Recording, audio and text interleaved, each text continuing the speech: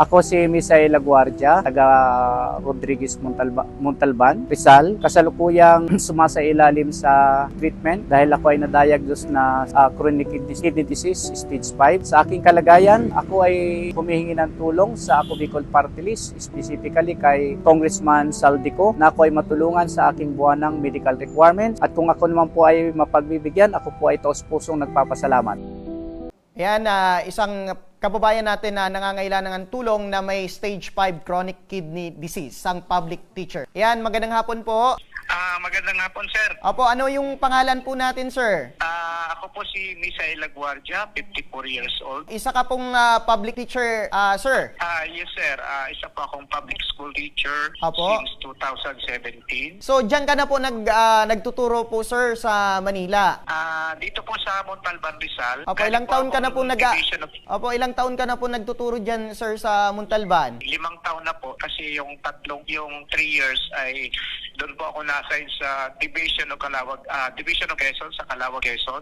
So ngayon, sir, kamusta na po ang kalagayan nyo ngayon? Bilang isa kong kidney transplant, medyo po very challenging po yung monthly na gamot at the same time yung requirements na laboratory minsan buwan-buwan, minsan pag okay ang resulta, 2 months ang laboratory pero yung gamot monthly po siya. Opo. Minsan po kapag yung gamot minsan kasi yung gamot pinababagsak po talaga yung aking immune system, talagang hinahapo po tayo at medyo kinakapos-kapos ng energy. Kaya minsan hindi po nakakapasok kasi Opo. hindi maganda ang pakiramdam. So ibig sabihin, sir, ay naapektuhan na din yung trabaho po ninyo dahil sa karamdaman po ninyo. Yes, sir. Isa po yun sa epekto ng isang kidney transplant na kailangan may sufficient rest din. Kasi pag yung po kasi yung kasalukuyan pag umiinom po ako ng gamot, kailangan ko po magturok din ng insulin para Opo. kontrahin po yung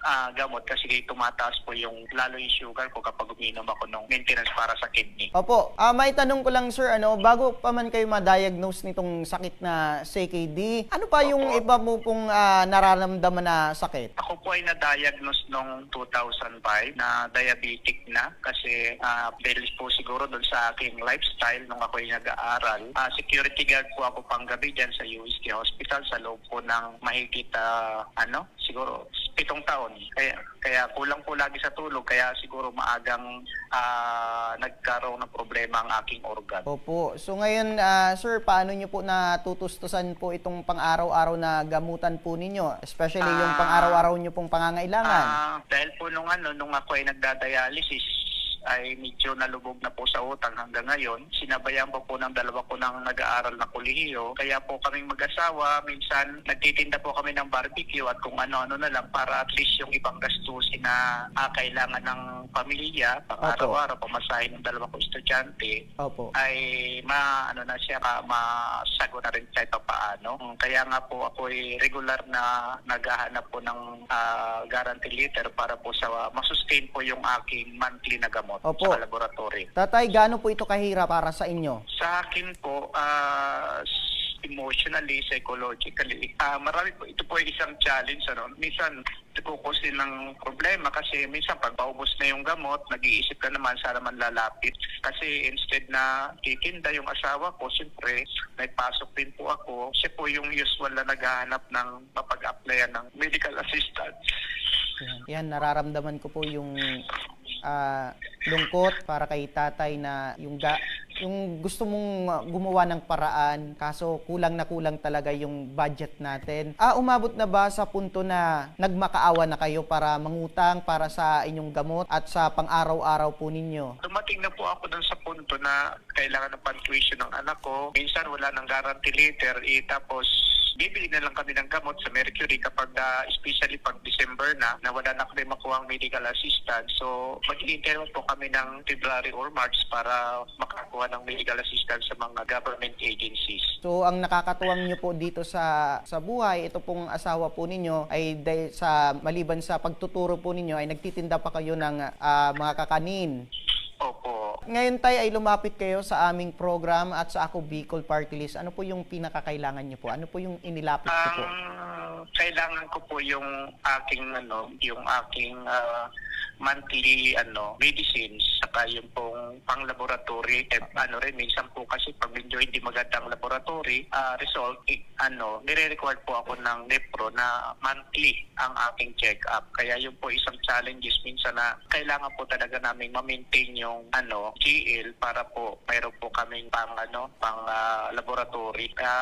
Yun po yung yun po yung isang challenging, very challenging sa buhay naming pamilya. Opo. At nagbakasakali ka po na lumapit sa Ako Bicol na pagnanais na matulungan po kayo ng aming program. Sige tatay, standby ka lang dyan para sa kahilingang ito. Makakausap natin si Sir Alvin Martinez, ang Supervising Political Affairs Officer ng Ako Bicol Party List. Sir Alvin, sa muli, ano po yung maaring maitulong ng Ako Bicol Party List sa pangangailangan pong medikal ni tatay? Opo, narinig ko yung storya, yung kwento kanina ni Sir Misael Laguardia, isa pong 54 years old. Siya po ay public school teacher po pala. Opo. At nabasa ko rin po yung brief summary ng kanyang kwento, pati po yung kanyang mga papeles kanina, no? At ramdam na ramdam po natin ang hirap po ng pagkukumpuni ng pondo upang matustusan yung kanyang gamutan. Dahil sapagkat nakita ko po ang kanyang diagnosis since 2019 po pala ay chronic kidney disease, stage 5 po ito.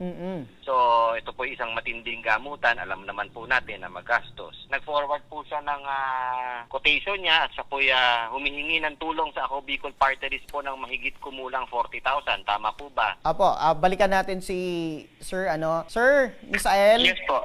Opo, Opo. nasa magkano daw po yung pangangailangan nyo po dito sa gamutan po ninyo?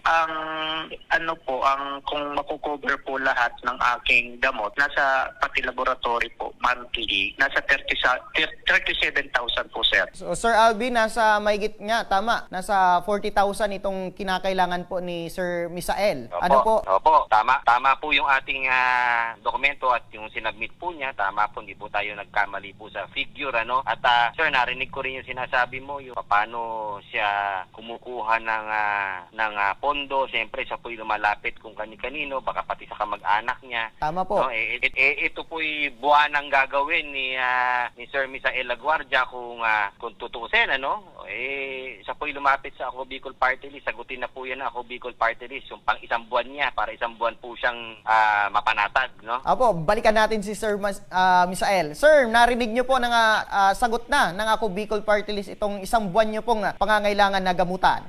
Ako po ay nagagalak po, sir, na yung aking isang buwang gamot ay sasagutin na po ng Ako Bicol Party List. Ito po ay napakalaking tulong sa amin, sa aking asawa, at sa aming pamilya sa pangkalahatan. No? Ito po ay isang malaking tulong sa amin ng Ako Bicol Party List, especially kay Speaker Saldico, na ang kanyang programa, yung medical assistance, ay marami pong natutulungang mga Pilipino na nasa kalagayan, katulad po ng aking kalagayan. Opo, i-correct lang kita, sir, si Congressman Elizalde po ay representante ng Ako Bicol Party List. Opo. Opo. Ayan, balikan ko si Sir Alvin, Sir Alvin, in case po na lumapit muli ito si Sir Tatay sa inyong sa atin sa Ako Bicol Party List, maaari pa po ba siyang makakuha ng tulong mula sa ating programa? Opo, sir, klaruhin lang po natin 'yan sapagkat natanong mo sa akin yung mahalagang tanong na 'yan.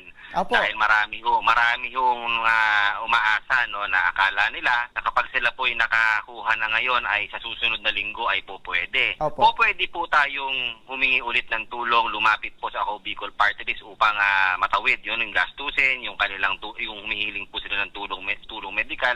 Meron po tayong pulisiya. Ang Ako Bicol Party List po ay nagbibigay ng 3 buwang pagitan upang Opo. sila po ay makalapit uli. Wala hong tayong pipigilan dito. Tapo after 3 months sila po ay magpunta, wala pong problema. Ayun. Ito po ay ginagawa natin itong pulisiya na to. Meron tayong ganitong pulisiya upang maiwasan natin yung ating mga kababayan na meron din po kasi na mga report sa atin na may abuso din na nangyayari po. So Opo. kumbaga po, para sigurado po tayong lahat, hindi po pinagbabawal lumapit. Pero yun, lumapit ulit.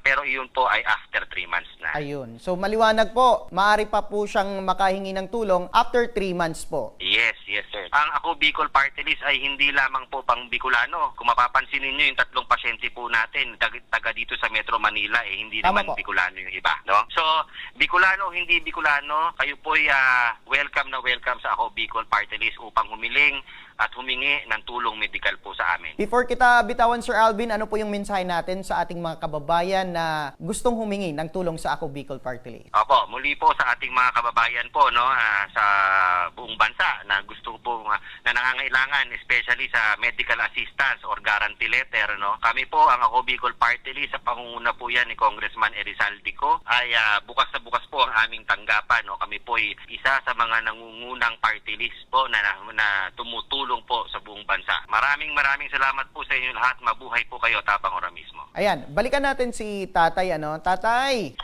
Yes po, yes po. Opo, Sir. narinig nyo po si Sir Alvin na hindi po dyan nagtatapos ang tulong na maibibigay po ng Ako Bicol Party List patungkol po dito sa alalahanin mo sa medical. Maaari ka pa pong lumapit sa amin after 3 months para mabigyan ka muli nitong pangangailangan nyo pong medical. Opo. Opo, kung meron kang mensahe, Tatay, ano po yon? Po ay ako po at ang aking asawa. Actually po yung aking donor ay yung aking asawa, no? Taos puso po kami nagpapasalamat Ako Bicol Party List dahil marami po silang natutulungan. Kami po doon sa NTT ay marami po na lumalapit din sa Ako Bicol. Opo. At especially po Congressman Saldico po ng Ako Bicol Party List, kahit hindi po niya kababayan, po ay taos puso nagpapasalamat sa programa ng Ako Bicol Party List at sa kanyang mga natutulungan pang mga kababayan nating mga may sakit na katulad ko at especially po kay Congressman Saldico po ng Ako Bicol Party List. Opo, sige po sir, maraming salamat muli sa iyong tiwala sa aming program at meron po kaming staff na aalalay po sa inyo sa mga susunod na proseso upang matanggap niyo po itong tulong mula sa Ako Bicol Party List.